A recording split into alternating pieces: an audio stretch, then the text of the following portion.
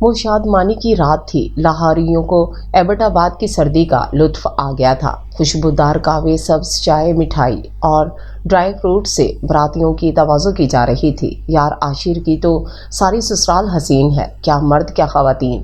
عاصم کے کہنے پر میں نے ذرا غصے سے اس سے پوچھا، ہم کیا کسی سے کم ہے؟ ویسے ایمان کی بات ہے، ایک تو لگ رہا ہے ان کے جوڑ کا، عاشر تو یوں بھی اسی خاندان کا ہے، باقی ہم سب تو ایویں ہی ہیں۔ وہ شدید متاثر تھا۔ بھلا کیا ضرورت تھی ہم سب کو بارات پر لانے کی؟ ساغر جل بلایا۔ اس کا رنگ سانولا تھا۔ عاشر گھوریوں سے بے پرواہ ہو کر ہم چاروں ایک میز کے گرد بیٹھے پستے بادام چر رہے تھے۔ بالآخر اس کا گروپ میسج آیا، بے خیر تو میں اکیلا سٹیج پر سوکھ رہا ہوں جب تک دلہن نہیں آتی، تم لوگ نہیں مر سکتے میرے ساتھ۔ میں نے میسج پڑھ کر سنایا نہیں۔ ساغر نے صاف انکار کیا، مر تو سکتے ہیں مگر چر نہیں سکتے۔ عاصم نے فوراً جواب لکھ بھیجا، دیکھ لوں گا تم سب کو۔ اس نے ہمیں دیکھتے بظاہر مسکراتے ہوئے میسج کیا۔ عاشر اپنے والدین کا اکلوتا تھا، اس کے کزنز وغیرہ سب لڑکی والوں کی طرف سے شریک تھے، اس لیے بارات میں انکل آنٹی ہم سب شیدائیوں کو باضد اصرار لائے تھے اور ہم سب کو بے حد مزہ آ رہا تھا۔ ہماری شوخیاں جاری تھی کہ اسی دوران دلہن کے آنے کا شور مچ گیا۔ ہم عاشر کو ہاتھ ہلاتے شرافت سے آخری میز کی کرسیوں پر چلے گئے۔ چھوٹی چھوٹی بچیاں ایک ترتیب سے ایک جیسے لباس میں ملبوس علاقائی گیت گاتی ہوئی آئیں۔ پیچھے خواتین کے جھرمٹ میں دلہن تھی، خالصتاً زنانہ محفل تھی۔ ہم سب رخ موڑے باتوں میں مصروف تھے۔ دفتن مجھے یوں محسوس ہوا جیسے فضا میں پگھلی ہوئی سفید چمکتی چاندی پھیل گئی ہو۔ ایسا ہرگز نہیں تھا کہ میں نے اس سے قبل کوئی خوبصورت لڑکی نہیں دیکھی تھی، مگر ایسی لڑکی برحال نہیں دیکھی تھی جس کی شبیہ عکس بن جائے اور دل اس عکس کو تصویر بنانے کی خواہش کرنے لگے۔ وہ اپنا لمبا لبادہ دونوں ہاتھوں کی چٹکیوں میں تھامے اسٹیج سے اتر رہی تھی۔ وہ ادھر ادھر آ رہی تھی، کبھی کسی سے جھک کر کچھ کہہ رہی تھی اور پھر اس نے ہنستے ہوئے اپنی پیشانی پر ہولے سے ہاتھ مارا۔ میری نظر اس کے ساتھ ساتھ تھی۔ یہ میں بھلا کب سے اتنا بے اختیار ہو گیا تھا؟ میں نے خود کو واپس محفل میں لانے کی کوشش کی۔ صد شکر کے کھانے کا سلسلہ شروع ہو چکا تھا، ورنہ ساغر اور عاصم کی نظروں سے میرا بچنا ناممکن تھا۔ دلہن کے بھائی ارسل اور عمران میزبانی کے فرائض انجام دے رہے تھے اور ہمیں بے تکلفی سے کھانے کا کہہ گئے تھے۔ وہ نہ بھی کہتے تو ہم بھی بے تکلفی کا ریکارڈ توڑنے والوں میں سے تھے۔ مانا کہ کھانا بے حد لذیذ تھا اور ہم تھے بھی باراتی، لیکن عاصم اور آصف کو دیکھ کر میرا اور ساغر کا خون کھول رہا تھا۔ ان کا پہلا اور آخری مقصد حیات اس وقت کھانا تھا۔ خدا خدا کر کے کھانے کا سلسلہ ختم ہوا۔ جیسے ہی بینڈ نے رخصتی کا ساز بجانا شروع کیا تو ہم اٹھ کھڑے ہوئے اور نیچے گاڑیوں کا انتظام دیکھنے پہنچ گئے۔ اب عاشر کے دوسرے کزنس کو بھی ہمارے ساتھ جانا تھا۔ دلہن کو بڑی سی اجرک پہنائے ارسلان اور عمران سہارا دے کر لا رہے تھے۔ عاشر اور انکل کے ساتھ دیگر مرد رشتہ دار ابھی اوپر ہی بیٹھے تھے۔ آنٹی کو لینے میں اوپر آیا تو وہ ان کے ساتھ کھڑی تھی۔ آنٹی اسے پیار کر رہی تھیں۔ اچھا بیٹا، اب اجازت دو، کل ملاقات ہوگی۔ کیا کوئی روتے ہوئے اتنا خوبصورت لگ سکتا ہے؟ بے اختیار میرا دل چاہا کہ ہاتھ بڑھا کر اس کے آنسو چن لوں۔ یہ آپا کا سوٹ کیس۔ اس نے آنسو پونچھتے ہوئے اپنی سبز آنکھیں اٹھائیں۔ ایک لمحے کے لیے ان آنکھوں نے اٹھ کر میری ہستی کو زیر کر دیا۔ سب گاڑیاں آگے پیچھے روانہ ہو گئیں۔ 15 منٹ کی مسافت پر دوسرا ہوٹل تھا جہاں ہماری رہائش تھی۔ دلہن کو آنٹی کمرے میں لے گئیں اور اس کی کزن جو ساتھ آئی تھی گیت گانے لگیں۔ ہم نے عاشر کو گھیر لیا۔ میرا دل اس ہنگامے اور دلچسپ محفل سے دور بھٹک رہا تھا، آنسوؤں سے بھری سبز آنکھوں میں۔ جیسے ہی عاشر اپنے کمرے میں گیا اور باقی تینوں اپنے اپنے بستروں میں ڈھیر ہو گئے، میں چپکے سے باہر نکل آیا۔ عاشر کے سسرال والوں کے ہوٹل سارے شمالی جات علاقے میں پھیلے ہوئے تھے۔ اس شہر میں ان کے کئی ہوٹلز تھے۔ جس ہوٹل میں شادی ہوئی اور جس میں ہم ٹھہرے ہوئے تھے یہ بھی انہی کے ہی تھے۔ دوسرے شہر کے کنارے پر واقع تھے۔ پورے چاند کی روشنی میں ایک بے حد حسین رات کھلی ہوئی تھی۔ بل کھاتی لہراتی پتھروں سے مزین پتلی سی سڑک پر چلتا ہوا میں نیچے سامنے خوابیدہ نظارے میں حسین منظر کو تک رہا تھا۔ دور جلتی روشنی جگنو کی طرح محسوس ہو رہی تھی۔ شہر کے دائیں طرف موجود برف سے ڈھکی پہاڑی سفید چاندنی میں چمک رہی تھی، جیسے اس پہر اپنے راز فاش کرنے پر آمادہ ہو، اور بائیں طرف موجود پہاڑ پر چنار اور سنوبر کے اونچے اونچے درخت زنا کی سنائی پر محو تھے، ساکن اور مؤدب دست بدستہ بہو رازوں ساز میرا پرانا رفیق، میرا دوست چاند آسمان پر مسکرا رہا تھا۔ وہ ہمیشہ سے رازدار تھا، میرے دل کے بھیدوں سے واقف، دھیرے دھیرے لب دبائے ساتھ چلتا ہوا مسکرا کر پوچھ رہا تھا، آج کسی کا خیال ساتھ لائے ہو؟ شاید۔ ہاں، خیال بھی اور جمال بھی۔ کیسی لگی وہ؟ اس کی تلاش میں سرگرداں تھے نا تم سے بھی زیادہ شفاف، اجلی، دلکش اور دل نواز۔ پھر مل گئی تم کو تمہاری ہوا۔ چاند کی مسکراہٹ گہری ہوئی۔ ہاں میرے دوست، میں نے اعتراف کر لیا۔ خوش رہو۔ اس نے چپکے سے دعا دی اور ایک بادل کی اوٹ میں ہو گیا۔ تم نے تو کہا تھا مجھ سے محبت کرتے ہو، میرے بغیر جی نہیں پاؤ گے، پھر اب کہاں ہو تم؟ مجھے کیوں نکال باہر کیا اپنی زندگی سے؟ پتہ نہیں اس کا یہ دورہ کتنا لمبا چلنے والا ہے۔ نیلم نے تعصب سے وشما کی طرف دیکھا جو بول بول کر دیوانی ہوئی جا رہی تھی۔ سارا کو دوائی لانے کا اشارہ کرتی ہوئی وہ آہستگی سے اس کی طرف بڑھی۔ ارے تمہیں تو بخار ہے۔ وشما کا سارا بدن بھٹی کی طرح جل رہا ہے۔ اس نے ڈرتے ڈرتے قریب ہو کر اس کا ہاتھ سہلایا۔ خلاف توقع اس نے اپنے آنسوں بھری براؤن آنکھوں سے نیلم کی طرف دیکھتے ہوئے سسکی لی اور اس سے لپٹ کر آنکھیں موند لیں۔ اتنے میں سارا دوا لے کر ان تک پہنچی۔ یہ لو دوائی کھا لو۔ نیلم نے نرمی سے اس کے ریشمی بالوں کو سنوار کر دوا اس کے منہ میں رکھ کر پانی کا گلاس اس کے لبوں سے لگا دیا۔ اب اسے سونے دینا، خبردار۔ جو تم نے اماں کو اس کے کمرے کی طرف بھٹکنے بھی دیا، مجھے اپنے گھر کی مجبوری نہ ہوتی تو کبھی اسے اس حال میں نہ چھوڑ کر جاتی۔ ویسے ہی وہ شکایت کرتے رہتے ہیں کہ اپنی بہن کی وجہ سے تم نے سارے گھر کو نظر انداز کرنا شروع کر دیا ہے۔ میرا بس چلے تو اسے اپنے گھر لے جاؤں۔ آپا آپ فکر نہ کرو، میں یہیں ہوں اس کے پاس، اور یہ دوا ختم ہے وشما کی۔ نیلم نے ڈاکٹری نسخہ اپنے گلابی جرمے بیگز میں رکھا اور تعصب سے اس سونے کو دیکھنے لگی جو اب پیتل میں ڈھل چکا تھا۔ چاند کی 14ویں سا حسن اب چاند گرہن کی طرح ہو گیا تھا۔ وہ ان تینوں بہنوں میں سب سے زیادہ خوبصورت، طرح دار تھی، ہر بات میں آگے، ہر انداز میں الگ۔ کیا یہ وہی وشما تھی جس کی زندگی بہار کا دوسرا نام تھی، جو ہر دن کو زندگی کا آخری دن سمجھ کر گزارتی تھی؟ اور اب تو وہ جیسے اپنی زندگی کے آخری دن کے انتظار میں تھی، صرف اس لیے کہ اسے محبت کے نام پر دھوکہ ملا تھا۔ شائنہ پھر آپ نے کیا سوچا ہے؟ کیپٹن شارک نے پوچھا۔ کس سلسلے میں؟ شائنہ نے ذرا چونک کر شوہر کی طرف دیکھا۔ ارے بھائی، آپ کو تو مجھ سے بھی زیادہ جلدی تھی فارس کی شادی کی، تو اب تو آپ کو اسما سے بات کر لینی چاہیے۔ کیپٹن شارک نے کتاب پر سے نظریں اٹھا کر کہا، میرا دل چاہتا ہے فارس کی ہاؤس جاب مکمل ہوتے ہی شادی کر دی جائے۔ اسپیشلائزیشن ہوتا رہے گا۔ وقت کے ساتھ ساتھ آپ کا کیا خیال ہے؟ ڈاکٹر شاہینہ ڈریسنگ ٹیبل کے سٹول پر بیٹھی اپنے بال برش کر رہی تھیں۔ جی جناب، میرا بھی دل چاہتا ہے، لیکن میں فارس سے پوچھنا چاہتی ہوں، ہو سکتا ہے اس کا کہیں اور خیال ہو۔ پوچھ کے دیکھ لیجیے، مناسب بھی یہی ہے۔ کیپٹن صاحب نے دوبارہ کتاب پر نظریں جما لی۔ فارس سے جب سے ایبٹ آباد سے آیا ہے کچھ خاموش ہے، مجھے تو قدرے الجھا ہوا بھی لگ رہا ہے، وہ پرسوچ انداز میں بولی۔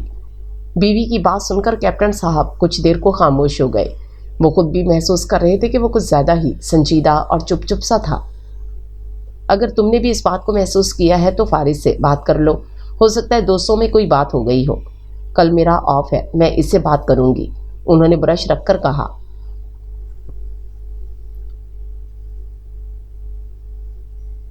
صبح ناشتے کے بعد کیپٹن صاحب آفس کے لیے اٹھ گئے۔ انہوں نے ریٹائرمنٹ کے بعد اپنے دوست کی ایڈورٹائزنگ ایجنسی جوائن کی تھی۔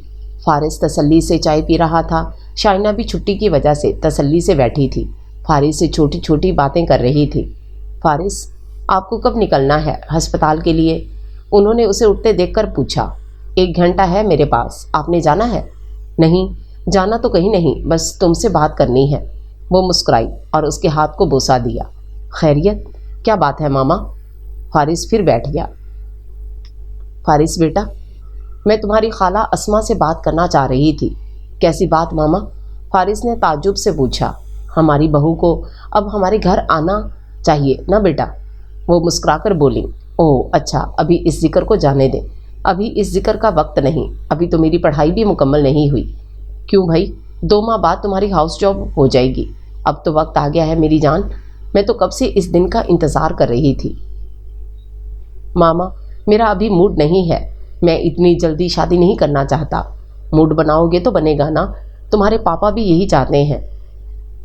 क्या कैप्टन साहब से आज़ादी बर्दाश्त नहीं हो रही? हसद करने लगे हैं मुझसे। वो शरारत से बोला। क्या? शाइना मसनूई गुस्से से बोली। बताऊंगी तुम्हारे पापा को कि क्या ख़यालात हैं साहबजादे के उनके मुतल्लिक। ज़रूर ज़रूर, कहीं ऐसा तो नहीं कि तुम किसी और को पसंद करने लगे हो? एबटाबाद में कोई परिवरी तो नहीं नज़र आ गई? अगर ऐसा है तो सबसे पहले आपको बताऊंगा। आपको फ़िक्र करने की ज़रूरत नहीं। वो शरारत के मूड में था।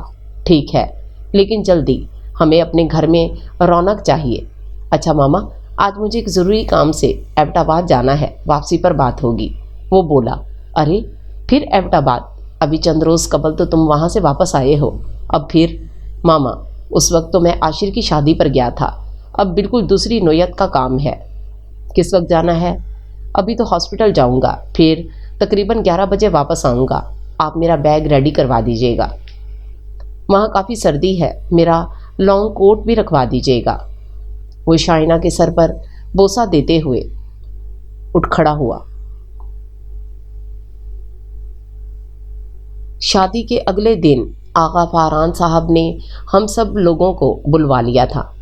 उनके कदीम तर्ज के वसी और शानदार डाइनिंग रूम में हम सब बैठे थे। नीले रंग के इम्तियाज से सजा ड्राइंग रूम बेहद स्टाइलिश था। 12 सिंगे का हनूत शुदा सर तो बेहद नायाब था। हम सब जायज़ा लेने में मसरूफ़ थे। दाईं तरफ मौजूद फ़ोटो फ्रेम्स देखकर सागिर बोला। फारिस, मुझे तो लगता है तू इसी ख़ानदान का है। आसिम भी बोला। वाकई फारिस, तो बिल्कुल आगा साहब जैसा है। कैसी फजूल बात कर रहे हो तुम सब? मुझे हंसी आ गई। आसिम की आदत थी दूसरे पर अपना ख्याल थोपना कि अगले को मानना ही पड़े। अरे यार, इन लोगों का कोई भाई बचपन में अगवा तो नहीं हुआ? आसिम कहाँ बाज आने वाला था। आसिम की बकवास अभी और आगे जाती, लेकिन मुलाजिम ने खाना लगने की इत्तला दे दी।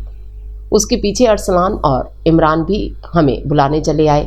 अरसलान की भी अपने वालिद से काफ़ी मुमासलत थी, जबकि इमरान कदरे मुख्तलिफ था, लेकिन दोनों मेरे साथ चलते हुए मेरे भाई लग रहे थे। मैंने इस बात को महसूस किया। आगा फरहान अहमद ड्राइंग रूम के मुनकिश दरवाजे पर खड़े खुश आमदीद कह रहे थे। आशिर के अबू भी वहीं मौजूद थे।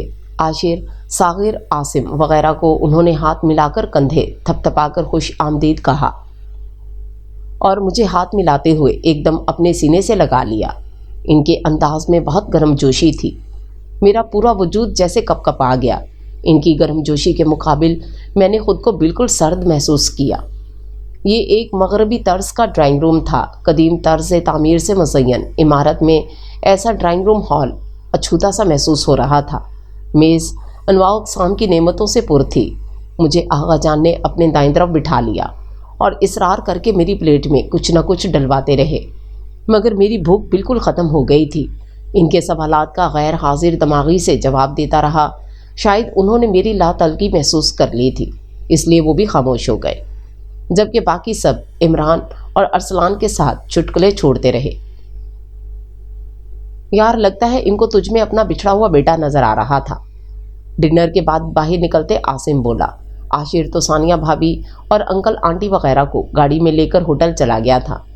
हम लोग टहलने के इरादे से पैदल निकल आए थे, लेकिन मुझे अपना यूं बार बार ज़ेरे बहस लाना बहुत नागवार गुजरा। शट अप आसिम, क्या फजूल मजाक है ये?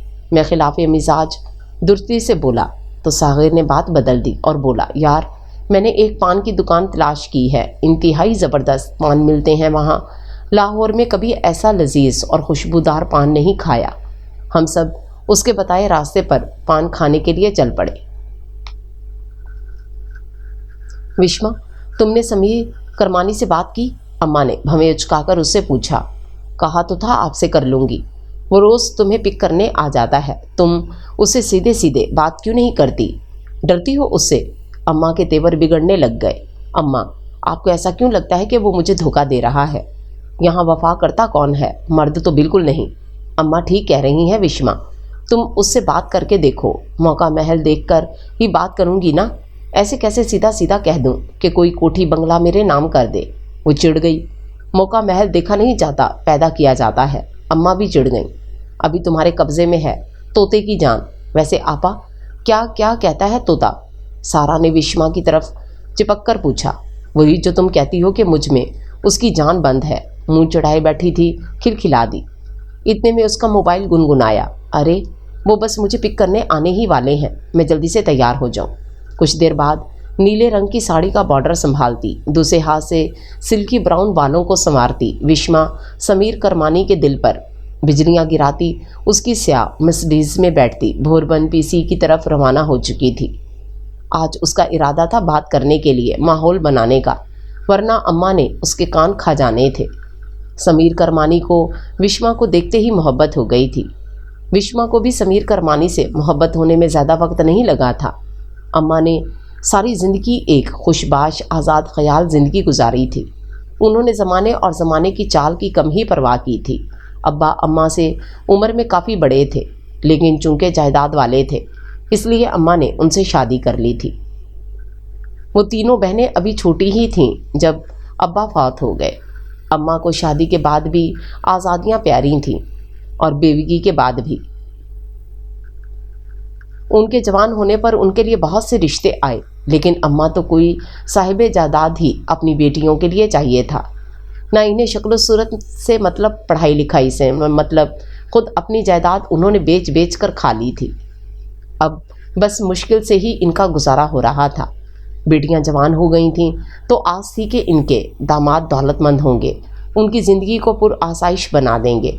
समीर करमानी की बेतहाशा दौलत ने अम्मा को विश्मा से पहले उनका गर्विदा कर दिया था और उन्होंने विश्मा को मजबूर करना शुरू कर दिया ताकि वो शादी से पहले कुछ अपने नाम लिखवा ले। सिर्फ एक कोठी बंजारा था ये दिल तुमसे मिलने से पहले। नगर नगर करिया करिया भटकने वाले बंजारे को तुमने अपना असीर कर लिया है, आमादा कर लिया है एक जगह ठहर जाने पर, एक घर बनाने पर। तुम्हारी तो हर तमन्ना पूरी करना मेरा फ़र्ज़ है। तुम पर तो करमानी अपना पूरा बिजनेस एम्पायर कुर्बान कर सकता है। तुम हुक्म करके तो देखो। वो दिल पर हाथ रखकर बोला तो विश्मा ने एक दिलरुबा कहका लगाया। अम्मा बस ये चाहती हैं कि मेरा मुस्तकबिल महफूज हो जाए। अब्बा भी नहीं है और हमारा कोई भाई भी नहीं है, इसलिए बस हाँ हाँ क्यों नहीं, माएँ ऐसी ही फ़िक्रमंद होती हैं। समीर करमानी ने मोहब्बत भरे अल्फाज का जाल उसके एतराफ़ बिछा डाला था, जिसमें वो अपनी मर्ज़ी से जानते बूझते हुए फंसने के लिए तैयार थी। सब काम थ्रू प्रोसेस होंगे। हम निकाह करेंगे और निकाह के बाद मैं तुम्हें मरी में मौजूद अपनी कोठी में रखूँगा। तुम्हें मेरी मजबूरी का ख्याल रखना होगा। बस जब तक हालात साजगार ना हों मैं तुम्हें अपनी फैमिली से नहीं मिलवा सकूँगा, लेकिन मिलवा तो देंगे ना। तुम्हें नहीं मिलवाऊँगा तो और किसे मिलवाऊँगा? बीवी बनने जा रही हो तुम, मेरी इज़्ज़त हो। अगर हमारे यहाँ ख़ानदान में ही शादी का रवाज ना होता तो मैं ऐसे छुप कर निकाह भी ना करता, तुम्हें शान से ब्याह कर ले जाता। निकाह के बाद घर वाले मान जाएंगे? क्यों नहीं मानेंगे? निकाह के बाद उनका जोर कहाँ चलेगा मुझ पर? ज़ाहिर जब खुद ही ऐसा मासूम हो तो भला सियाद को कोई एहतियात बरतने की क्या ज़रूरत थी। बड़े मगन अंदाज में उसने गाड़ी को पीसी के दाखिली दरवाजे पर रोका था। अगले रोज़ हम सब लाहौर आ गए थे, लेकिन मुझे यूँ महसूस होता जैसे मैं अपना कोई हिस्सा वहीं छोड़ आया हूँ। यही बेचैनी मुझे फिर एबटाबाद ले आई थी और अब बेचैनी झुंझलाहट में बदल गई थी। बस सुबह वापसी होटल पहुँचने तक मैं फ़ैसला कर चुका था। अरमगानी पुलाव और ग्रिल्ड चिकन का डिनर करते हुए मैंने अपने जहन को पुरसकून करने की कोशिश की और किसी हद तक इसमें कामयाब भी हो गया। नींद भी काफ़ी बेहतर आई। सुबह मैं अपनी गाड़ी में हैंड कैरी रखकर पलटा ही ताकि दूसरी तरफ गाड़ी से निकलते हुए अरसलान से पूरी तरह टकरा गया। ओह माफ़ करना, अरे भाई फारिस आप यहाँ कब आए? घर क्यों नहीं आए?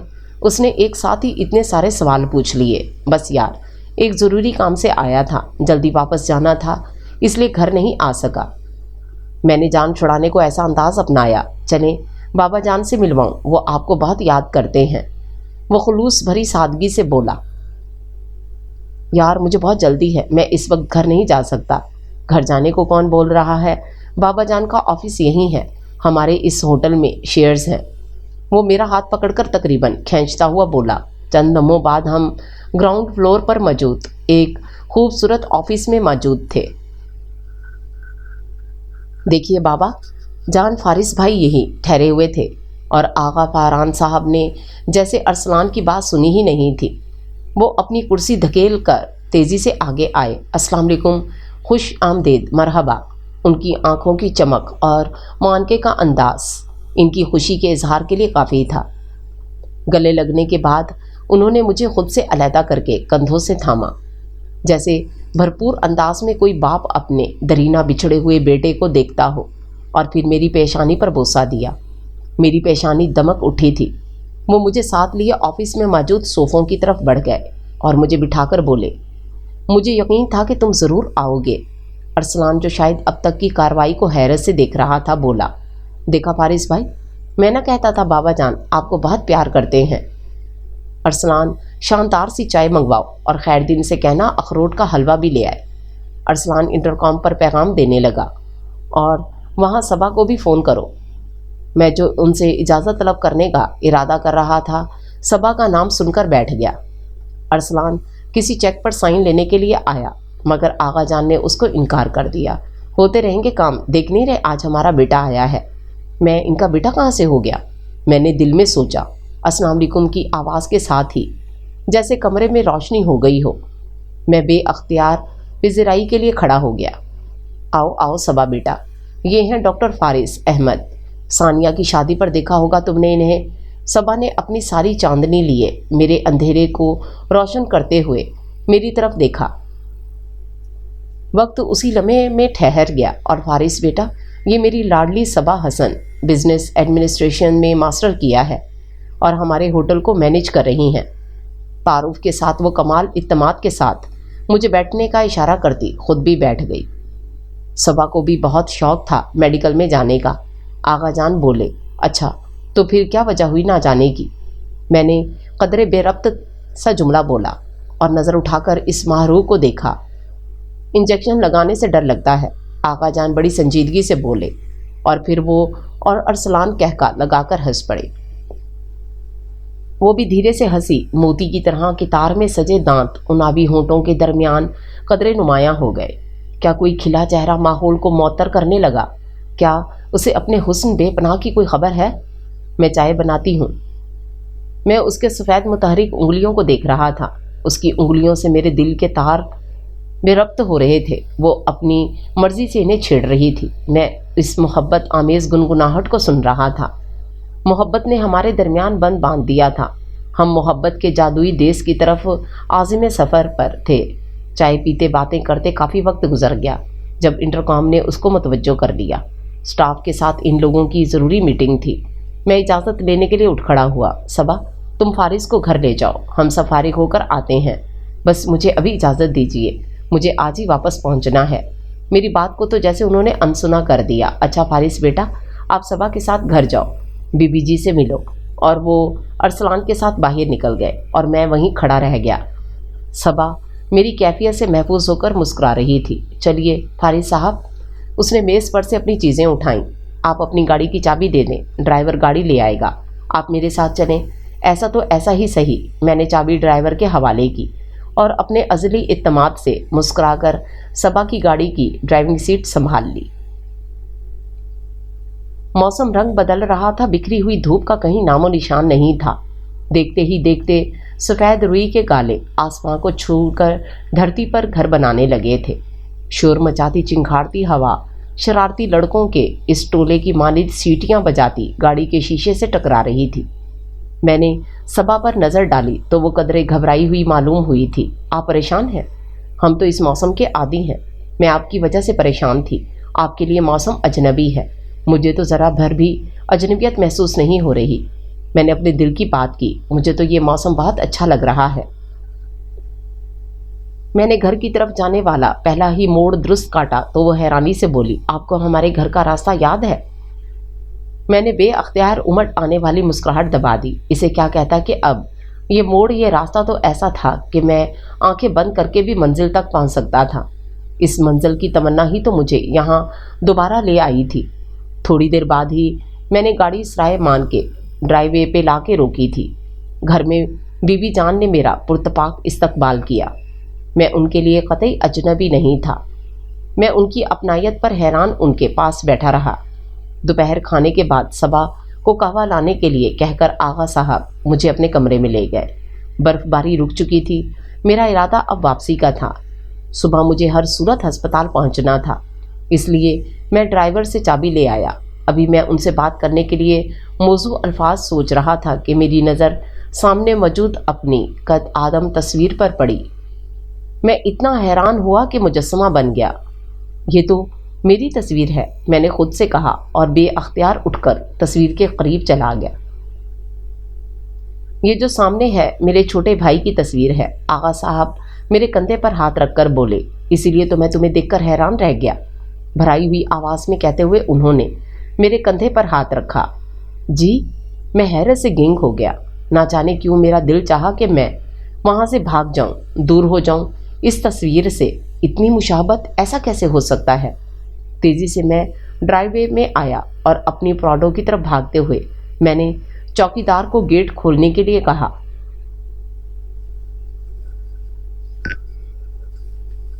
شکر ہے کہ فاطمہ اور نسرین کچن میں موجود تھی۔ میں شاور کے بعد پھر کچن میں چلا آیا۔ اماں، کیا پکایا ہے؟ آج مٹر قیمہ بنایا ہے، آلو گوبھی بھی ہے۔ آپ بیٹھو بیٹا، میں ابھی روٹی بنا کر لاتی ہوں۔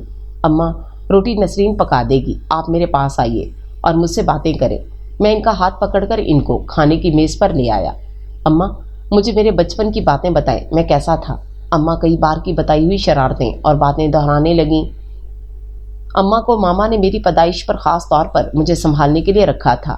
اب تو انہیں گھر کے ایک باقاعدہ فرد کی حیثیت حاصل تھی۔ اماں دیکھیں، کیسی عجیب بات ہے نا، میں پاپا سے ملتا ہوں، نہ مما سے، بلکہ میری شکل کسی بھی رشتہ دار سے نہیں ملتی۔ ارے بیٹا، یہ کیا خیال آ گیا تم کو؟ آج وہ تمہارے لیے چائے رکھی یا نہیں؟ میں دیکھ لوں۔ ان کا گھبرانا مجھ سے چھپا نہیں تھا۔ جب چائے لے کر بھی وہ خود نہیں آئیں بلکہ نسرین سے بھجوا دی تو میں مزید الجھ گیا۔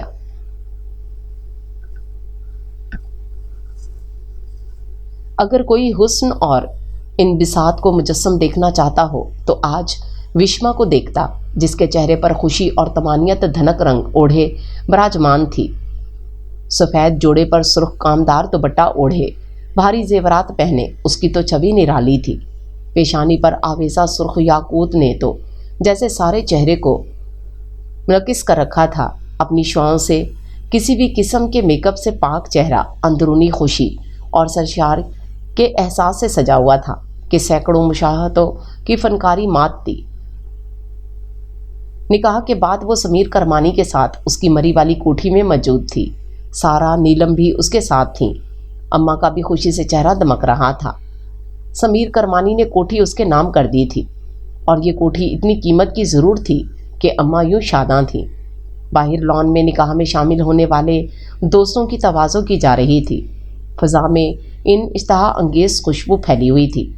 نیلم نے وشما سے پلیٹ تیار کرتے ہوئے کہا، سارا، تم تو اٹھ کر خود لے لو، دیکھو سبھی کچھ بہت لذیذ لگ رہا ہے مجھے تو۔ ہاں، لگے گا بھی تم کو، ایک ہم ہیں، ذرا غور سے دیکھ بھی لیں ان مرغن اشیاء کو تو 2-4 پاؤنڈ وزن ابھی بڑھ جائے۔ وشما دل کھول کر ہنسی۔ آج کوئی پابندی نہیں، آج دل بھر کے کھاؤ، ایسے دن بار بار نہیں آتے، ہماری زندگی میں بھی یہ دن آ جائے گا، نیلم نے شرارت سے کہا۔ وشما نے کہکا لگایا، بہت انتظار ہے، ابھی تو انتظار ہی کیا جا سکتا ہے۔ نیلم نے انہیں آنکھ ماری، آج آپ بہت خوبصورت لگ رہی ہیں آپا۔ سارا نے اپنی آنکھ کا کاجل انگلی کے پور سے وشما کے کان کی لو پر لگایا۔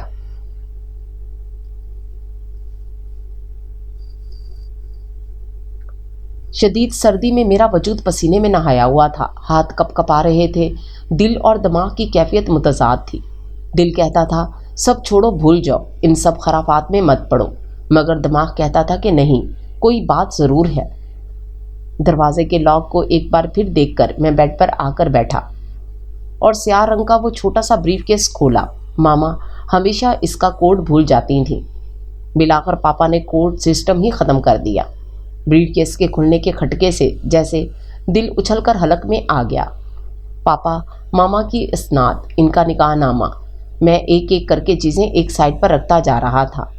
सबसे नीचे एक ब्राउन रंग का वो सादा सा लिफाफा था। उसमें एक निकाहनामा था। आगा सुलेमान वल्द अहमद वल्द आगा अली रज़ा अहमद और लड़की के खाने में रानी वल्द गुलजार अहमद। कांपते हाथों से ब्रीफकेस बंद किया और उसको बेड के नीचे खिसका दिया। जनवरी का पहला हफ्ता चल रहा था, मगर मुझे तो जैसे आग लग रही थी। मैंने पंखा तेज करके चला दिया, फिर भी सुकून ना मिला तो छत पर चला आया। सिर्फ ट्राउज़र टी शर्ट में ये क्या वक्त आ गया था, अपनी पहचान मुश्तबा हो चुकी थी। आखिर आगा सलमान अहमद का निकाहनामा हमारे घर क्या कर रहा है? और ये रानी कौन है? क्या मैं इनका बेटा था? क्या मामा पापा ने मुझे गोद लिया था? आगा फरहान साहब का वो आखिरी सवाल, क्या तुम अपने वालिदैन के हकीकी बेटे हो? रह रह कर मेरे दिमाग में ये सब सवाल गूंज रहे थे। ये सवालात नहीं थे, ये ऐसे हशरातुल अर्ज़ थे जो अपनी टांगें फैलाए अपनी बेशुमार आंखों से मुझे घूरते हुए मेरे दिमाग में घुसते चले आ रहे थे। मैं इनको झटकता दीवानों की तरह भागा सीढ़ियों की तरफ। ना जाने कैसे पैर उलझा और मैं लड़खड़ाता चला गया। ऐसा लगा जैसे दर्द की अथाह समंदर में गोता लगा दिया है। अंधेरे ने मुझे अपनी लपेट में ले लिया। इनका निकाह हो चुका था और समीर करमानी ने उसे हासिल कर लिया था, लेकिन कुछ था जो उसे खटकता था। वो कई बार समीर से कह चुकी थी कि अब वो उसे अपने घर ले जाए, लेकिन वो हर बार टाल जाता था। हमारी शादी को 1 साल होने वाला है, आप मुझे कब अपने घर लेकर जाएंगे? कितनी बार बता चुका हूँ कि कोशिश कर तो रहा हूँ। तुम रोज़ रोज़ मुझे क्यों परेशान करती हो? आपको मेरी परेशानी नज़र नहीं आती है, इसलिए कहता हूँ कि परेशान होना छोड़ दो, खुश रहा करो। कैसे खुश रहूँ? ससुराल वाले मान नहीं रहे, आप बाप बनने के लिए तैयार नहीं हैं। फिर वही फजूल बातें कौन भरता है तुम्हारे दिमाग में? ये सब कौन भरेगा? आखिर कब तक मैं यूँ ज़िंदगी गुजारूंगी? मुझे बच्चा चाहिए। आप वादा करें जल्द से जल्द बात करेंगे। अच्छा बाबा, कर लूँगा, लेकिन तैयार हो जाओ, डिनर के लिए चलते हैं। उनकी ज़िंदगी बस लंच डिनर आउटिंग के दायरे में चकराती रहती थी, जैसे वो कोई चीज़ थी जिसे करमानी इस्तेमाल कर रहा था, कोई टिश्यू पेपर जिसे सजावट की तरह ज़िंदगी में सजाया हुआ था। बस वो अपने शहर जाता तो कई कई हफ्तों बाद आता। इस दौरान वो उसे फ़ोन भी नहीं कर सकती थी। वो तो ये तक नहीं जानती थी कि वो एबटाबाद में रहता कहाँ है।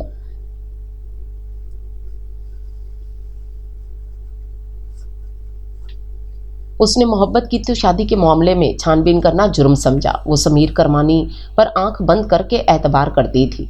आंखें खोलने की कोशिश भी कर लेती तो क्या करती? अम्मा से जब भी बात करती तो अम्मा कहती, नहीं मान रहे घर वाले तो छोड़ो, वो तो तुम्हारे साथ ठीक है ना, पैसे देता है, घर तुम्हारे नाम है, कल को छोड़ भी गया तो घर बेच देना। अम्मा, मैं मोहब्बत करती हूँ उससे। मोहब्बत वक्ती जज्बा होता है बस, अम्मा संगदिली से कह देती। वो सोच सोच कर परेशान होती रहती, लेकिन कर कुछ नहीं सकती थी। समीर से निकाह के बाद तो वो बिल्कुल ही बेबस हो चुकी थी। वो समीर को ज़्यादा कुरीदने से भी डरती थी। अगर कुछ गलत निकल आया तो जो उम्मीद है वो भी जाती रहेगी। आंखें खोलने की कोशिश की तो कई मन वजन था। आंखों पर, सर पर जिस्म जैसे शिकंजे में जकड़ा हुआ था। मैं पुकारना चाहता था मगर कोई आवाज़ नहीं निकलती थी। क्या मैं जिंदा था? डॉक्टर साहब, फारिस होश में आ रहा है। डॉक्टर साहब, मेरा बेटा रो रहा है। ये आवाज़ मामा की थी। फारिस, फारिस, मेरे बच्चे, मेरे चांद। मुझे उनके होंठों का लम्स अपनी पेशानी पर, अपने हाथों पर महसूस हो रहा था। मैंने आंखें खोलीं मगर कमरे में अंधेरा सा था। डॉक्टर शाइना, हौसला रखें, मुझे ज़रा फारिस को चेक करने दें। हेलो फारिस, कैसे हैं आप? डॉक्टर साहब बोले। बड़ी कोशिशों के बावजूद कोई आवाज़ ना निकली, लेकिन आंखें खोल ली थी मैंने। डॉक्टर साहब ने मेरे बाजू हिलाए, मेरा चेहरा थपथपाया। नई ज़िंदगी मुबारक हो फारिस, वो बोले। पापा भी आ गए थे। ये इनको क्या हो गया था? एकदम से सारे बाल सफ़ेद और मामा भी बूढ़ी और कमज़ोर लग रही थीं।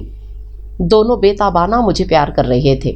मैं अपने हाथों को किस कदर हिला सकता था, मगर बाकी का जिस्म जकड़ा हुआ महसूस हो रहा था। मुझे खोले मामा, मुझे बांधा क्यों है? मैंने कहना चाहा, बेरब्त सी आवाज़ निकली। उस रोज़ जो मैं सीढ़ियों से गिरा तो 8 जनवरी सन 2013 था और आज اکتوبر 5 2016 تھا. مجھے 3 سال بعد ہوش آیا تھا. 1 ماہ میں میں بازو ہلانے کے قابل ہو گیا تھا، مگر کمر سے نیچے کا دھڑ ابھی مفلوج تھا. میں صحیح طریقے سے بول نہیں سکتا تھا. میں بہت کمزور ہو گیا تھا. میں زور زور سے روتا. میں ایک دم سے اٹھنا چاہتا تھا، چلنا چاہتا تھا، لیکن ابھی تک میں کھانا بھی خود نہیں کھا سکتا تھا. ڈاکٹر نے مجھے مزید 1 ماہ ہسپتال میں ہی رکھا. ماما، پاپا سب کچھ بھلائے میرے ساتھ لگے ہوئے تھے. میرے دوستوں میں اب صرف عاشر ہی لاہور میں تھا. وہ ملنے آیا تو مجھے سب کچھ یاد آ گیا. میں اس پر خوب چیخ چلایا، اس کو برا بھلا کہا. بڑی مشکلوں سے ڈاکٹر صاحب نے مجھے کنٹرول کیا. اگلے روز میں نے گھر جانے کی ضد پکڑ لی. ماما نے کہا کہ وہ مجھے سب بتا دیں گی، بس میں ڈاکٹر سے، فزیوتھراپسٹ سے تعاون کروں. ماما میرے ہاتھ، میری پیشانی، میرا چہرہ چومتی. وہ سخت دل گیر تھیں. مزید 15 دن میں ویل چیئر پر بیٹھنے کے قابل ہو چکا تھا. باقی مزید صحت یاب ہونے کے لیے میری دائیں ٹانگیں اور کولے کا آپریشن ہونا تھا، لیکن مجھے ڈاکٹرز نے گھر جانے کی اجازت دے دی تھی. بے شمار صدقات نکال کر مجھے ماما پاپا گھر لے آئے. میرا کمرہ ویسا ہی تھا، سیاہ اور سلور، بس ماما نے اسے پھولوں سے بھر دیا تھا. میں بہت تھک گیا تھا. کمرے میں لا کر ماما نے مجھے سوپ پلایا اور میں سو گیا. آنکھ کھولی تو دیکھا وہ میرے بیڈ کے قریب قالین پر تکیہ رکھے سو رہی تھی. میرا دل بھر آیا. میری وجہ سے کس قدر تکلیف اٹھا رہی تھی وہ. ماما، جی میرا بیٹا. وہ ایک لمحے میں اٹھ کر آئی. میں ان سے لپٹ کر چھوٹے بچوں کی طرح رو پڑا. ماما، یہ سب کیا ہو گیا ہے؟ یہ زندگی ہے بیٹا. یہ حالات بھی موسموں کی طرح بدلتے ہیں. ان سے کیا گھبرانا. موسم تو اتنے تکلیف دہ نہیں ہوتے. بس تم ٹھیک ہو رہے ہو، اللہ کا احسان ہے. ماما، میں آپ کا بیٹا ہوں. میں نے ان کے ہاتھ اپنے لرزتے ہاتھوں میں تھامے. یقیناً تم میرے بیٹے ہو. انہوں نے بیل بجائی تو گل خان فوراً آ گیا. وہ مجھے واش روم میں لے گیا. واپس آ کر بیڈ پر بٹھا دیا. اس سے گیلا تولیہ منگوا کر ماما نے میرا چہرہ پہنچا. میرے ہاتھ پہنچے. گل خان کو واپس بھیج کر وہ کہنے لگی، بیٹا، بعض لوگ بچے کی پیدائش کا ذریعہ بنتے ہیں، لیکن وہ اس بچے کی ذمہ داری نہیں اٹھا پاتے. پھر خدائے رحمان جو اپنے بندے سے ایک پل کے لیے بھی غافل نہیں ہوتا، اس بچے کو اپنے سائے میں، اپنی پناہ میں لے لیتا ہے اور اس بچے کو ایسے لوگوں کے سپرد کر دیتا ہے جو اس کے حق کے والدین نہ ہو کے بھی اس کے ماں باپ بن جاتے ہیں. مما میرا ہاتھ تھام کر بولی، تسلی رکھو، میں تم سے کچھ نہیں چھپاؤں گی. تم آغا سلیمان اور رانی کا نکاح نامہ دیکھ چکے ہو. وہی تمہارے حقیقی والدین تھے. میری جب تمہارے بابا سے شادی ہوئی تو ان کی پوسٹنگ کوئٹہ میں تھی. میں ان کے ساتھ ہی چلی گئی. وہیں گھر کرائے پر لے کر اپنا پرائیویٹ کلینک بنا لیا تھا. زینب ایک مقامی عورت تھی. وہ ہمارے گھریلو ملازمہ کے طور پر کام کرتی تھی. رانی یعنی وشما زینب کی بھانجی تھی. آغا سلیمان، جس کا اصل نام سمیر کرمانی تھا، سیر کے لیے کوئٹہ آیا تھا تو اس نے رانی کو دیکھ لیا اور اس کو ورغلا کر نکاح کر لیا. اس کی ماں غریب عورت تھی، کچھ نہ کر سکی. سمیر کرمانی وشما کو ساتھ لے جاتا اور جہاں چاہتا گھومتا پھرتا اور پھر واپس چھوڑ دیتا. کچھ عرصہ بعد وشما امید سے ہوئی تو اس کے لیے سفر مشکل ہونے لگا. 8واں مہینہ تھا. 2-3 مرتبہ زینب اور فاطمہ اس کو میرے ہاں چیک اپ کے لیے لائیں تھیں. اس کی حالت دیکھتے ہوئے میں نے سفر کرنے سے منع کر دیا. انہی دنوں سمیر کرمانی اس کو لے جانے کے لیے آیا. وہ مری اسلام آباد کی طرف جانا چاہتا تھا. ماں نے وشما کی حالت کی طرف توجہ دلائی تو وہ غصے میں وشما کو دھکیل کر نکل گیا. وشما برداشت نہ کر سکی اور اس کی ماں مارے خوف کے اس کو ہسپتال لے گئی. میرے پاس لائی. بچے کی پیدائش کے ساتھ ہی وشما جاں بحق ہو گئی اور اگلے ہی دن سمیر کرمانی کی جیپ ایک کھائی میں جا گری. سمیر کرمانی کی بیوی کو اس کے وشما سے نکاح کا علم ہو چکا تھا. وہ وقتاً فوقتاً اپنے بھائیوں کے ذریعے ان کو خوفزدہ کرواتی تھی. سمیر کرمانی کی وفات کے بعد جب ان لوگوں نے وشما کے گھر رابطہ کیا تو زینب اور نیلم نے ان کو یہی بتایا کہ زچگی کے دوران وشما اور بچہ دونوں نہیں بچے اور وہ بچہ لے کر ہمارے پاس آئی اور التجا کی کہ بچے کو کسی محفوظ یتیم خانے میں پہنچا دیں. میری شادی کو 4 سال ہو چکے تھے. بچے کو دیکھ کر میری مامتا تڑپ اٹھی. تمہاری نانی سمیت ہم لاہور آ گئے. حقیقت صرف میری امی اور شارق کے والدین کو معلوم تھی.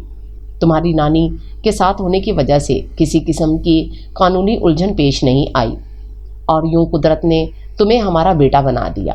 ہم کاغذات میں تمہاری اصل ولدیت لکھوانا چاہتے تھے، لیکن تمہاری نانی کے خوف کی وجہ سے ایسا نہ کر سکے۔ کئی بار تمہیں حقیقت بتانی چاہی، مگر تمہاری نانی کے اصرار پر خاموش رہی۔ تمہاری بے ہوشی کے ہر لمحے میں نے اس غلطی کی معافی مانگی ہے۔ مجھے یقین ہے کہ میرے رب نے مجھے معاف کر دیا ہے، تبھی تو تم کو واپس لوٹا دیا ہے۔ عاشر اور ثانیہ کے ذریعے آغا فاران کرمانی صاحب کو تمہارا پتہ چلا تو وہ یہاں آئے۔ ان کو یقین تھا کہ تم ان کے بھائی کے بیٹے ہو۔ غیر معمولی مشابہت کی وجہ سے وہ ایسا سوچنے پر مجبور تھے۔ وہ یہاں آئے تو فاطمہ نے بھی تصدیق کر دی۔ یوں بھی اب ان سے چھپانے کا کوئی فائدہ نہ تھا۔ وہ کئی مرتبہ تم کو دیکھنے کے لیے آئے۔ دل کے مریض تو وہ پہلے ہی تھے، لیکن تمہارے غم نے ان کو مزید بیمار کر دیا۔ 1.5 سال پہلے ان کا بائی پاس ہوا تھا، تب سے وہ نہیں آئے۔ البتہ باقاعدگی سے فون کر کے تمہارا حال پوچھتے ہیں۔ ماما، آغا سلیمان اکیلے آئے تھے؟ میں نے پوچھا۔ ارے نام تو نہیں لو ان کا، وہ تمہارے تایا جان ہیں۔ اکیلے کیوں آئے؟ وہ صبا ساتھ آئی تھی۔ صبا کیسے نہ آتی میرے اتنے پیارے بیٹے کو دیکھنے؟ ماں نے میرے چہرے کو اپنے ہاتھوں میں تھام کر میری پیشانی پر بوسہ دیا۔ ہاں کیوں نہ آتی وہ، میں نے دل میں سوچا۔ بہت پسند آئی تھی میرے بیٹے کو، مجھے بھی بہت پسند آئی۔ جتنی خوبصورت ہے اتنی ہی سادہ دل اور محبت کرنے والی۔ اب جب سے تمہارے تایا کا بائی پاس ہوا ہے وہ ان کو چھوڑ کر نہیں آتی، البتہ کارڈ، خوشبو اور پھول آتے ہیں۔ سب میں نے سنبھال کر رکھے۔ انہوں نے اٹھ کر سامنے سیاہ آبنوسی الماری کھول کر ایک بڑا سا چرمی بیگ نکال کر میرے قریب کھول کر رکھ دیا۔ تم ان کو دیکھو جب تک میں تمہارے کھانے کے لیے کچھ لاتی ہوں۔ وہ اٹھتے ہوئے بولی، میں آپ کے سامنے دیکھوں گا آپ کے بغیر، مجھے کیا مزہ آئے گا پگلا۔ انہوں نے بیگ کھول دیا اور پہلا کارڈ میرے لرزتے ہوئے ہاتھوں میں دے دیا۔ ہلکی گلابی رنگ کے کارڈ پر موتیوں جیسے حرف کندہ تھے۔ تمہاری محبت کا دیا تو ازل سے میرے دل میں روشن تھا، اس لیے جب میں نے تم کو دیکھا تو پہچان لیا۔ اور اس گلدستے کے سارے گلاب سرخ تھے۔ میری آنکھوں سے ایک آنسو گرا۔ کیا محبت روابط کی مرہون منت ہے؟ کیا محبت شرط ہے، وابستہ ہے؟ ہرگز نہیں۔ محبت خلوص، سادہ دلی اور بے ریائی سے مانی ہے۔ خشک نرگسیں اور چنبیلی کے پھولوں سے کمرہ بھر گیا۔ سندلین کارڈ پر سنہرے رنگ سے لکھا ہوا تھا، میں محبت کا چمکتا ہوا جگنو اپنی ہتھیلی میں چھپا کر رکھتی ہوں۔ ساتھ ہی سندلین کاغذ میں لپٹا ہوا سالگرہ کا تحفہ تھا۔ سنہری ربن کھولا تو ایک کانچ بلوری پیالہ تھا جس میں چھوٹا سا سفید کارڈ سبز ربن سے بندھا ہوا تھا۔ میں نے محبت کی دہلیز پر پھول بکھیر رکھے ہیں۔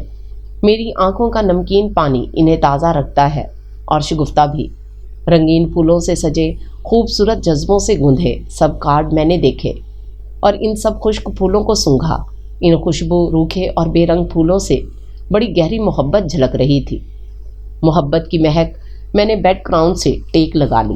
آنکھیں موندے دیر تک میں چمکتے روشن محبت سے پر الفاظ کو، ان میں چھپے جذبوں کو اپنے گرد محو رقص پاتا تھا۔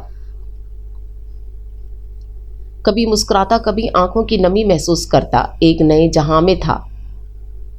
یہ کیسی محبت تھی؟ میں حیران تھا۔ محبت واقعی روابط کی محتاج نہیں ہے۔ مجھے محو پا کر ماما نے نہ جانے کب کمرے سے چلی گئیں۔ میں نے بیل بجائی تو وہ اندر آئیں۔ دوپٹہ نماز کے انداز میں لپیٹ رکھا تھا۔ میرے ہاتھ پاؤں اور چہرے پر اور سینے پر پھونک مار کر انہوں نے سب چیزیں احتیاط سے سمیٹ کر بیگ میں رکھ دیں اور بیگ میرے سرہانے رکھ دیا۔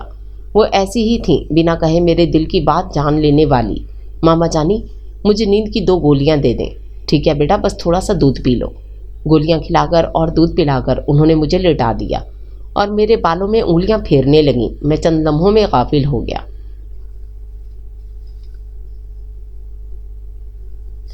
خدا تم کو میری عمر بھی لگا دے۔ میرے بچے جب سے وہ آئے تھے میرے پاس ہی بیٹھے ہوئے تھے۔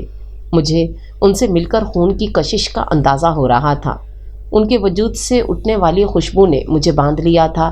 اپنائیت کا جو اظہار اول روز سے ان کی طرف سے ہو رہا تھا وہ اب میری سمجھ میں آ رہا تھا۔ خون کا جوش مارنا کیا ہوتا ہے یہ سب۔ ماما نے کھانا لگانے کی اطلاع دی تو عمران آغا جان کو سہارے سے باہر لے گیا۔ وہ بہت کمزور ہو گئے تھے۔ صبا میرے لیے کھانا کمرے میں لے آئی تھی۔ اس کے ہاتھوں سے نوالے لیتے ہوئے میں نے اس کی بھیگی آنکھوں اور لرزتی پلکوں کو دیکھ لیا تھا۔ بس میں نے چمچ بڑھاتے اس کے ہاتھ کو تھام لیا۔ اس کے آنسوؤں کو چنتے ہوئے میں نے خود کو کہتے سنا، محبت اتنی طاقتور ہوتی ہے مجھے یقین نہیں آتا۔ میں ہمیشہ کے لیے سو گیا تھا۔ تم نے مجھے کیسے پکارا اور پکارتی رہیں، یہاں تک کہ اندھیری غاروں میں قید میری سماعت نے تمام بند کاٹ ڈالے اور تمہاری پکار کو سن لیا۔ اس نے اپنی سبز آنکھیں اٹھائیں اور سب کہہ دیا، وہ بھی جو کہنا تھا اور وہ بھی جو دل میں چھپا کے رکھنا چاہتی تھی۔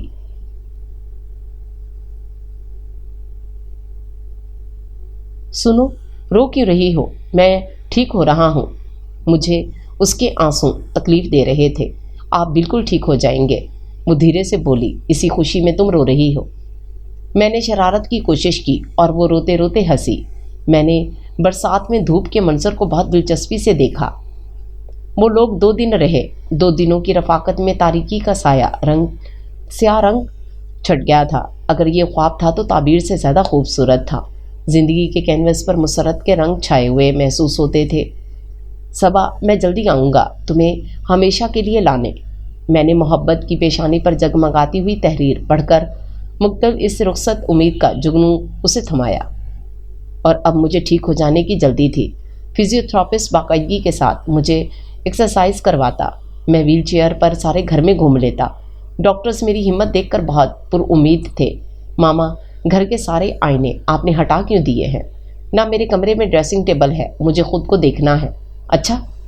وہ کچن سے ہاتھ صاف کرتے ہوئے آئیں اور مجھے بیڈ روم میں لے آئیں۔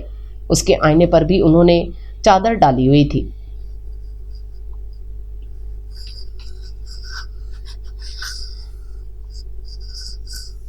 وہ میری کرسی کو بالکل شیشے کے سامنے لے آئیں۔ بس میرے بچے، یہ یاد رکھنا، آج میری محبت، میری ممتا کا امتحان ہے۔ میرے کندھوں پر انہوں نے مضبوطی سے ہاتھ جمائے، پھر ایک ہاتھ بڑھا کر چادر ہٹا دی۔ یہ آئینے میں کون تھا؟ یہ تو میرا عکس بھی نہیں تھا۔ کمزور، لاغر اور بوڑھا چہرہ، جا بجا زخموں کے نشان جو شاید کبھی مندمل ہونے والے نہیں تھے، اور سفید اڑے اڑے بال۔ یہ تھا میرا وہ عکس جو اس کوما نے مجھے دیا تھا۔ میری صحت مندی، جوانی نیند کی وادی چاٹ گئی تھی۔ میری وجاہت گہنا گئی تھی۔ اف، میں نے کرب سے آنکھیں بند کرنا چاہیں، مگر میرے کندھے پر میری ماں کے ہاتھ لرز رہے تھے، جو 3.5 سال سے سوئی نہیں تھی۔ اس نے مجھے بکھرا ہوا دیکھا تو ایک ننھے بچے کی طرح سمیٹا تھا۔ میں مسکرا دیا۔ انہوں نے مجھے آنسو بھری آنکھوں کے ساتھ چوم لیا۔ میرا بیٹا، میرا بہادر شہزادہ، میرا چاند، وہ روتے روتے کہہ رہی تھیں۔ میرے ہوش میں آنے کے بعد میرے سامنے وہ پہلی بار آج روئیں تھیں۔ مجھے جینا تھا اپنے ماں باپ کے لیے۔ ماما، مجھے باہر لان میں لے چلیں۔ پاپا نے ہمیں باہر لان میں ویلکم کیا۔ ان کی خوشی کا کوئی ٹھکانہ نہ تھا۔ پاپا، کیا ضروری ہے کہ میرا آپریشن یہیں ہو؟ اندرون کلف شار سے تنگ آ کر میں نے پاپا سے بات کرنے کی ٹھانی۔ تم کہیں اور کروانا چاہتے ہو بیٹا؟ پاپا نے پوچھا۔ ابھی تو فوراً آپریشن نہیں ہوگا، ابھی تم کو مزید سٹیبل ہونا ہے، پاپا نے کہا۔ بس پاپا، میں جگہ چھوڑنا چاہتا ہوں، میں کہیں دور جانا چاہتا ہوں۔ میں نے سامنے رکھی میز کو پکڑ کر اپنی لرزش دور کرنے کی کوشش کی۔ میں آغا فاران صاحب سے ان کی پہنچ سے دور جانا چاہتا ہوں، چاہ کر بھی میری زبان سے صبا کا نام ادا نہیں ہوا۔ ماما نے میرے پیچھے آ کر کندھوں سے تھام کر اپنے ساتھ لگا لیا اور نرمی سے میرے بالوں میں انگلیاں پھیر کر کہنے لگیں، ریلیکس بیٹا، وہ پوچھے بنا اطلاع دیے بغیر نہیں آئیں گے۔ نہیں ماما، مجھے یہاں نہیں رہنا، آپ کراچی چلیں۔ دادی جان تو ساجد چاچو کے پاس ہے، وہ گھر خالی پڑا ہے، بس آپ وہیں چلیں۔ میں نے ضد کی، ٹھیک ہے، بالکل ٹھیک، بس میرا بیٹا ذرا بھی پریشان نہ ہو۔ گل خان نسرین کے ساتھ مل کر ماما نے رات تک سارا گھر سمیٹ کر باندھ کر پیکنگ کر لی اور ہم کراچی چلے آئے۔ آغا خان ہسپتال میں ماما کی کزن نیلوفر جاب کرتی تھیں، جو سائیکٹرسٹ تھیں۔ خالہ نیلوفر نے ہمیں فزیوتھراپسٹ ڈاکٹر جازین سے ملوایا۔ وہ بہت قابل اور ماہر وزٹنگ پروفیسر ڈاکٹر تھے۔ وہ ڈاکٹر مارتھا البرٹ فزیوتھراپسٹ انہی کے زیر ہدایت کام کرتی تھی۔ انہوں نے مجھے ہفتے میں 3 مرتبہ ایکسرسائز شروع کروائے۔ یہ ہجرت مجھے بہت راس آئی۔ میں بہت جلد ٹھیک ہونے لگا تھا۔ ماما پاپا نے میری بات مان کر آغا فاران صاحب کی فیملی کو کوئی اطلاع نہیں دی تھی۔ صرف ایک بار ماما نے مجھے سمجھایا، محبت کرنے والوں کا امتحان نہیں لیتے۔ میں نے انہیں امتحان سے ہی تو بچایا تھا۔ ایک ٹوٹا پھوٹا فارس احمد ماں باپ کے لیے تو قابل قبول تھا، اور شاید آغا فاران صاحب کے لیے بھی، مگر صبا حسن کو میں کیسے کسی امتحان میں ڈال دیتا؟ دن تو خیر کسی طرح گزار ہی جاتا، لیکن جب رات اترتی تھی تو میں کھڑکی کی شیشوں سے ناک چپکائے ماضی میں بھٹکتا۔ میرے اندر ایک سفید موم سے بنی لڑکی کے انابی ہونٹ بولنے لگتے تھے۔ میں نے تمہارے دل کو اپنے قیام کے لیے موزوں ترین جانا، اور اب وہی میرا ٹھکانہ ہے۔ زندگی کا خیمہ کس ٹھکانے پر جا لگے گا، یہ قسمت طے کرے گی۔ نیلا آسماں پر مجھ پر جھکا ہوا تھا، میں خواب دیکھ رہی تھی۔ محبت کی پری مجھ سے ہم کلام تھی، میں نے اس کے پیغام کو سن لیا تھا۔ اس پیغام کو الفاظ کے پیراہن کی ضرورت کہاں ہوتی ہے، مجھے انتظار کرنا تھا اپنی زندگی کے آخری لمحے تک۔ محبت کو یہی زیب دیتا ہے، محبت انہی دلوں میں قیام کرتی ہے جو اس کے بھیدوں کو سمجھ لیتے ہیں اور ان کے آگے سرنگوں ہوتے ہیں۔ بی بی جان، آپ میری فکر کرنا چھوڑ کیوں نہیں دیتی؟ میں کیسے چھوڑ دوں فکر؟ آپ باپ بیٹی کو تو نہ جانے کیا ہو گیا ہے۔ ہماری بیٹی کی قسمت، آغا جان بولے۔ قسمت کیسے؟ کوئی رسم ہوئی تھی؟ اس کے ساتھ زبان دی تھی آپ نے فارس کے ماں باپ کو؟ انہوں نے کہا تھا فارس ٹھیک ہو جائے تو وہ لوگ آئیں گے نا، اس سے زیادہ نہ اس سے کم۔ کوئی اتنی ہی بات پر بھی بٹھاتا ہے بیٹی کو، سارا خاندان باتیں بناتا ہے۔ خاندان والوں کی پرواہ نہیں ہے، مجھے اپنی بیٹی کی خوشی عزیز ہے۔ آغا جان کو جلال آ گیا۔ بچی کے ساتھ بچہ تو نہ بنے آغا صاحب، 4 سال پہلے گوا دیے اس کے ہوش میں آنے کے انتظار میں۔ ٹھیک ہونے کی امید ہوئی تو جانے کہاں غائب ہو گئے سب۔ اس بات کو بھی سال سے زیادہ ہو گیا۔ اب تو کل چھوٹی بھابھی کی امی اپنے بیٹے کا رشتہ لائی تھی، جس کی پہلی بیوی فوت ہو چکی ہے، اس لیے بی بی جان کا غم و غصہ انتہا پر تھا، ورنہ وہ آغا جان کے آگے بولنے والی نہیں تھی۔ ویسے بھی ان کو صبا کے دل کی خبر تھی، لیکن اب پانی سر سے اونچا ہو رہا تھا۔ سرائے مان اپنی تمام تر عنایتوں سمیت استادہ تھا۔ چاند میں تازہ تازہ کیا ہوا سفید پینٹ چمک رہا تھا۔ گول مرر کے ستونوں پر لپٹی بیل خوب گھنی تھی۔ سنوبر کے درخت ہنوز دربانی پر معمور تھے، البتہ ارد گرد کے درختوں نے آج 6 سالوں میں گھنے باغ کی شکل اختیار کر لی۔ بڑی بڑی لائٹس آج بھی ان درختوں کو روشن کر رہی تھیں۔ اپنے نئے لانگ چیسٹر میں سرمئی مفلر لپیٹے میں اپنے پراڈو سے اترا اور من کے سیاہ گیٹ پر دستک دی۔ پہلی دستک پر دروازہ کھول دیا گیا تھا، جیسے گھر کے مکین انتظار کرتے کرتے تھک کر ذرا سا سستانے کو مہمان خانے میں ہی بیٹھے ہوں۔ گرم اونی کپڑوں میں 2 چھوٹے بچے سب سے پہلے نظر آئے۔ دروازہ کھولنے والے ملازم نے اندر جا کر اطلاع کرنے سے قبل ہی سارا گھر استقبال کے لیے دوڑا چلا آیا تھا۔ ارسلان، عمران، ان کی بیویاں اور بچے سلام مرحبا خوش آمدید کے شور میں آگے بڑھا تو سب سے پہلے آگے بڑھ کر آغا جان نے مجھے بھینچ لیا۔ مجھے لپٹائے لپٹائے رو رہے تھے، اور میں بھی دیکھو بچے میں زندہ رہا اور انتظار کرتا رہا کہ ایک دن تم آؤ گے۔ تمہارے انتظار نے مجھے مرنے نہ دیا۔ کوئی گلہ نہیں میرے بچے تم سے، کوئی گلہ نہیں، ہم کو اپنے خون کا انتظار تھا، یہ تمہارا حق تھا اور تم آئے، ہماری خوش نصیبی۔ اللہ نے میرے یقین کی لاج رکھی، اس کا شکریہ۔ آغا جان آپ بیٹھیں، آپ کی طبیعت؟ عمران نے آہستگی سے کہا، ارے کچھ نہیں ہوتا مجھے، میرا بیٹا آ گیا ہے، اب میں 10 سال اور جیوں گا اور اس کے بچے کھلاؤں گا۔ عمران بھائی کو کمرے میں لے جاؤ، یہ فریش ہو جائے۔ دلہن تم لوگ کھانا لگواؤ۔ عمران مجھے لے کر اوپر آ گیا جہاں میرا سامان رکھ دیا گیا تھا۔ میں نے ہاتھ دھو لیا تو عمران مجھے لینے آ گیا۔ آغا جان ڈائننگ ٹیبل پر میرا انتظار کر رہے تھے۔ اپنے دائیں طرف بٹھا کر انہوں نے ایک ایک چیز اصرار سے مجھے کھلائی اور آخر میں سب کے منع کرنے کے باوجود اخروٹ کا حلوہ میرے ساتھ کھایا۔ ہم سب کافی دیر تک باتیں کرتے رہے۔ عمران بڑی مشکل سے آغا جان کو منا کر سلانے کے لیے لے گیا کہ اب تو فارس بھائی یہیں ہیں، کل باتیں کر لیجیے گا۔ آپ بھی آرام کر لیں فارس بھائی، ارسلان نے مجھ سے کہا۔ میں کچھ دیر باہر ٹہلنا چاہتا ہوں، میں نے قدرے جھجک کر کہا۔ آپ کا اپنا گھر ہے فارس بھائی، سمندر خان کو معلوم ہے، وہ گیٹ کھولے گا بھی اور بند بھی کر لے گا۔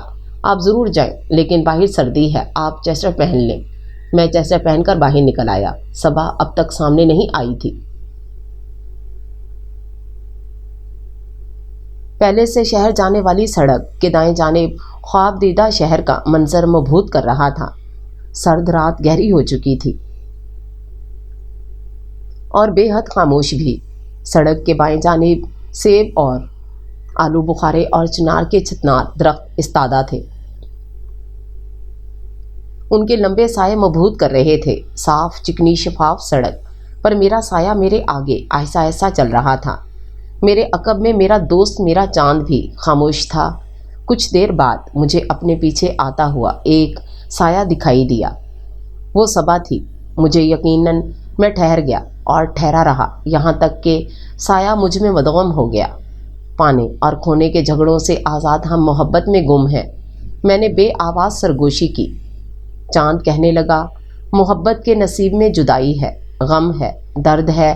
जो ये दर्द सह लेते हैं और ये जुदाई और गम गुजार लेते हैं, वो उसकी लज्जत को पा लेते हैं।